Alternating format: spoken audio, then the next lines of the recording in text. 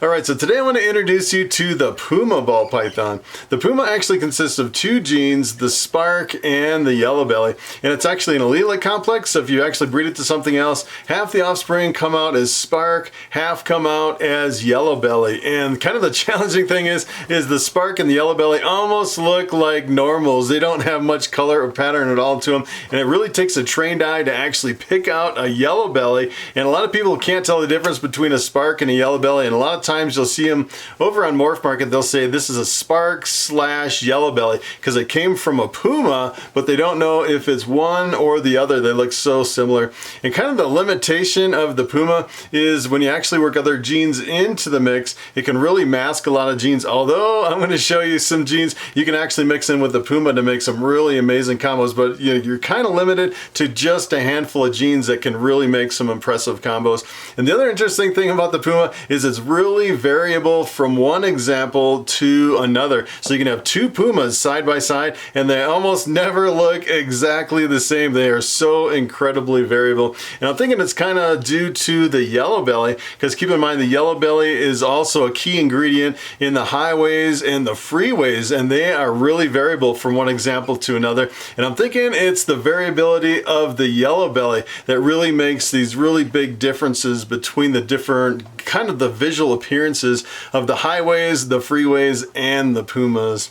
So what I'm going to do today is I want to jump over the internet and I want to show you the potential and the limitations of the Puma ball python. Alright, so I want to jump over here on morphmarket.com and I want to start with this snake right here. This is actually a spark / yellow belly. It's either a spark or a yellow belly. And it's kind of interesting.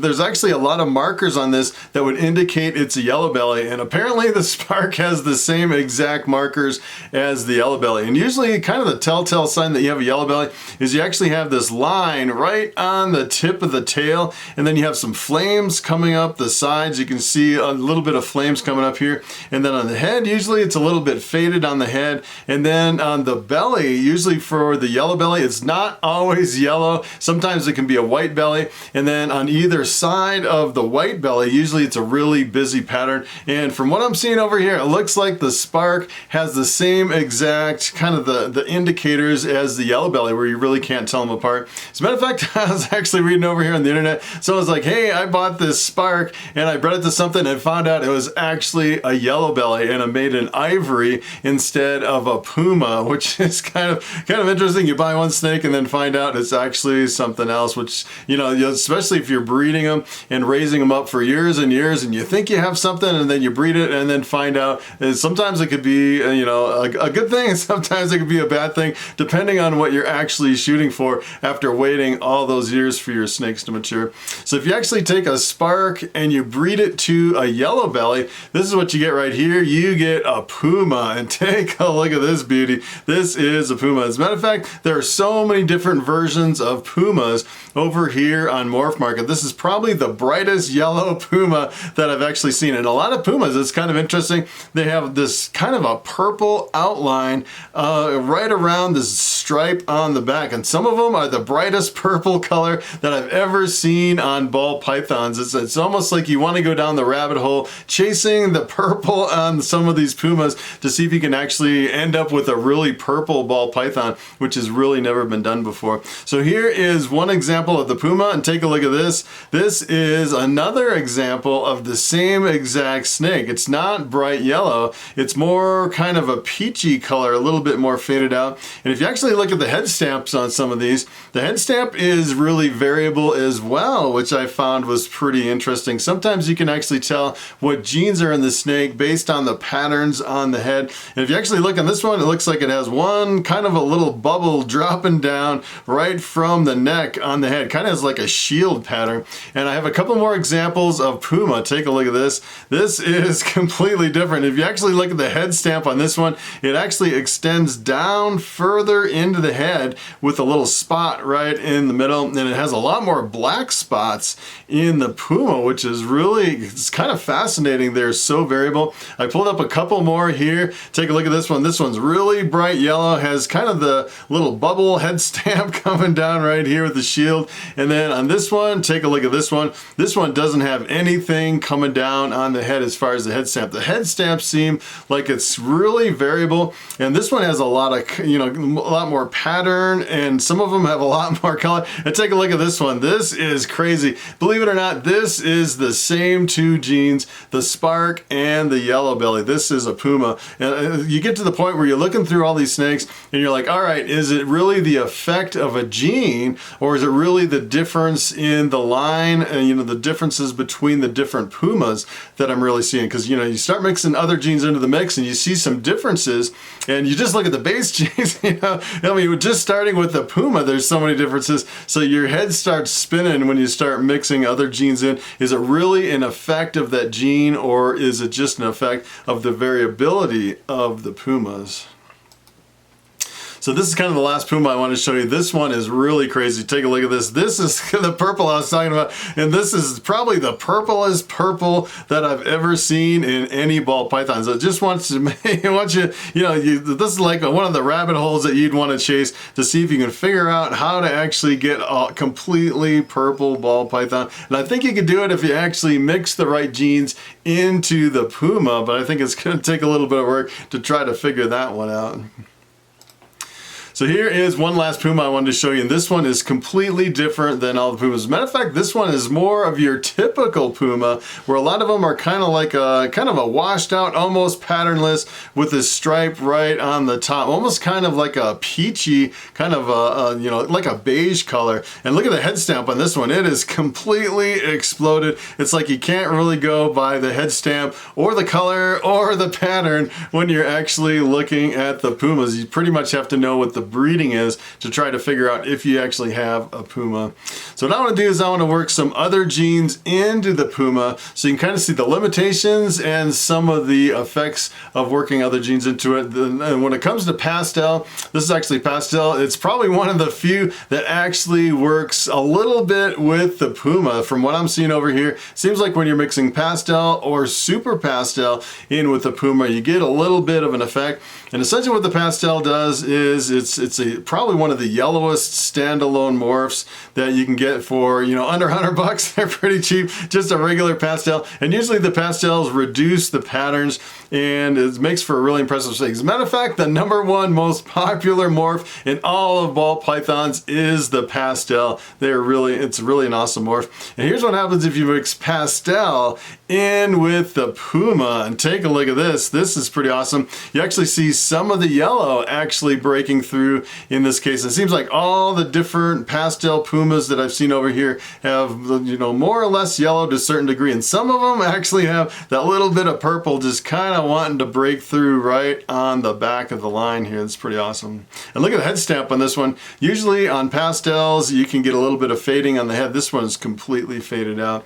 So here is another one. I wanted to show you another pastel Puma so you can really compare them side by side. And essentially that's what you have to do when you're looking at what effect this gene has. This one you can tell it has a little bit of yellow coming out, but it looks completely different than the last one. Look, there's even some pattern up on the head. It can be really confusing when you're trying to figure out what is in your Puma and if you actually have a Puma or not. It's kind of amazing.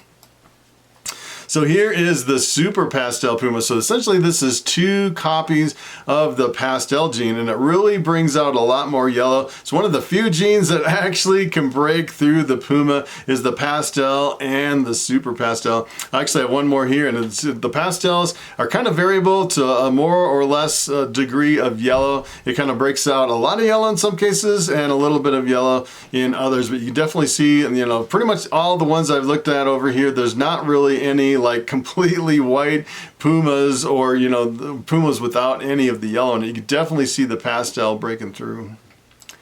So here is another gene that the Puma kind of struggles with. This is the fire. The fire is actually in the black-eyed leucistic complex. So you actually breed two fires together. You get an all-white snake with black eyes with a little bit of yellow on it. It's pretty cool. I love the super fire. It's probably one of my favorite supers in ball pythons. Here's what happens if you mix fire into a Puma. Take a look at this. It completely eliminates the fire. You're like, hey, what happened to my fire? You end up with a snake that is almost completely patternless. It seems like the fire actually almost wiped out all the pattern on the snake, and you're left with almost a patternless snake. But it's really variable, because I've actually seen some fire Pumas with a little bit of pattern, so it's really variable from one example to another. But it seems like in most cases the fire is actually reducing or eliminating a lot of the patterns and the stripes on the top of the snake.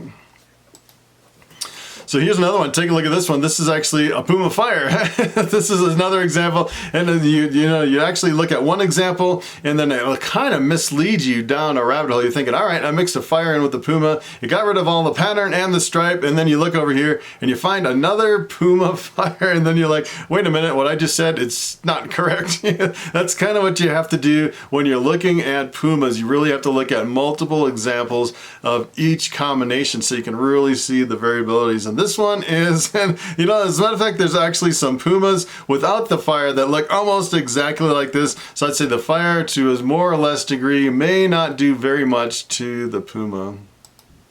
So here is the pinstripe. The pinstripe is a little bit more visually dominant than the fire. The pinstripe, usually when you mix it in with other combos, you can definitely see an effect of the pinstripe. The pinstripe's really gold, so sometimes it'll bring out some gold color, and it's really strong. It's a really strong pattern enhancer. So a lot of times, even if you don't see the gold color, you'll actually see some of the stripes, the pinstripes down the top or down the sides of the snake. And here's what happens if you mix pinstripe in with a Puma. Take a look at this. This completely dominated the pinstripe. Almost looks like my first fire Puma, where it actually completely wipes out all the pattern. It's kind of interesting from one example to another how variable these genes can actually be. So here is the Lemon Blast. The Lemon Blast is actually the pastel and the pinstripe, trying to get a little bit more visual dominance to see if we can affect the color and the pattern of the Puma. And here's what happens if we work the Lemon Blast into the Puma. And take a look at this. You essentially get an almost patternless snake with a little bit of color. So essentially what I'm thinking is that the pinstripe is removing all the pattern and the stripe and everything, and then the pastel is actually adding some of the yellow color to the snake. Really amazing combo. I really like this. Really super clean and really streamlined. It's a pretty awesome snake. So here is the albino. I'm actually pulling out the heavy armor in this case. When it comes to albino, the albino is so visually dominant. There's not a lot of things you can actually do with the albino because it completely overwhelms almost any other combo and other genes in ball pythons.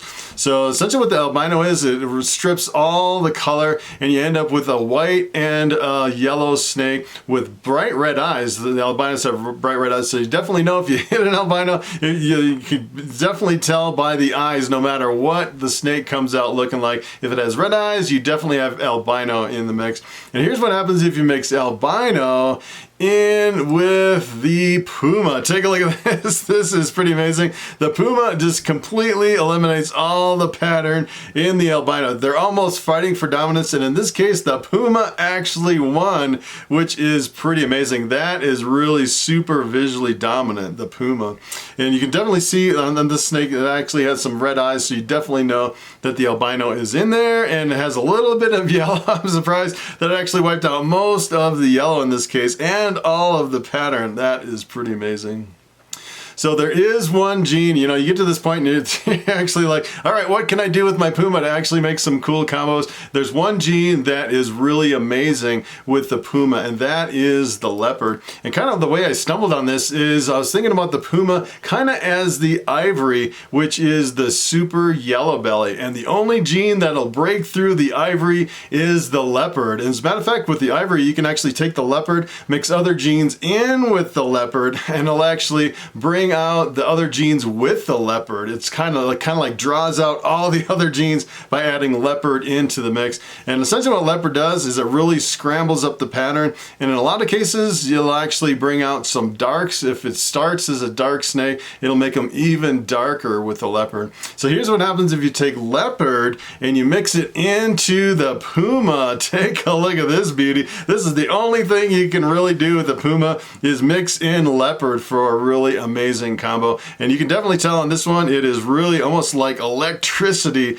on the sides of the snake, and you have this spotted line, this kind of the spots right down the top of the snake. And believe it or not, there's another version of the Leopard Puma that looks quite a bit different from this, and I pulled it up here. Take a look at this one. This is also the Leopard Puma, so you don't always get the spots right down the top, and they both look like really amazing combos. It's really amazing how you can actually, you know, make different versions of the same exact snake and end up with completely different visual effects when you're working other genes into the Puma. And I actually have another one here I wanted to show you. Take a look at this one. This is actually the Leopard Puma with the Super Enchi on top. So this one, as a matter of fact, the Super Enchi even brings out more color, because the Enchi, a lot of times it'll really reduce the pattern and bring out a lot more yellows and oranges. And if you actually mix it in with the leopard, it makes for a really stunning combination with the Super Enchi and the leopard. It's hard to believe that this is actually a Puma. It's kind of the same with the yellow belly, the super yellow belly. When you're working this into the ivory, you see kind of a similar kind of an effect. So here is one last kind of an Easter egg that I'm going to leave you with. And this is kind of just a random anomaly that for some reason the GHI Mojave actually significantly changes the Puma. It's kind of an interesting anomaly. The GHI and the Mojave work really well together to make this really jet black, almost like a velvety black snake with this almost fluorescent yellow line right on top. If you've ever actually seen a GHI Mojave in person, it is unbelievable. And it's kind of hard because you know, the GHI Mojave is actually in the blue-eyed leucistic complex, so if you actually breed that to like a Russo or a Lesser or a Bamboo or something like that, you end up with an all-white snake with blue eyes. Sometimes you want the white snake, and sometimes you're actually, especially if you're working with like multi-gene combos, the white snake completely masks all the other genes. Kind of like the Puma, you know, you have a lot of genes in the Puma and you don't really know what's in there, because a lot of times it'll actually mask a lot of genes. So this is what happens if you mix the GHI Mojave in with the Puma. And take a look at this crazy snake. This was kind of unexpected. You get almost this metallic looking snake. It's pretty amazing. It almost looks gold, like a pinstripe, completely patternless, until you get down to the bottom, and then you get this crazy stripe right on the back. And it's almost like the GHI Mojave is trying to dominate the Puma, where you can actually see kind of the black sides and almost the bright yellow stripe right down the top, and then the Puma on top of it makes a really impressive combo.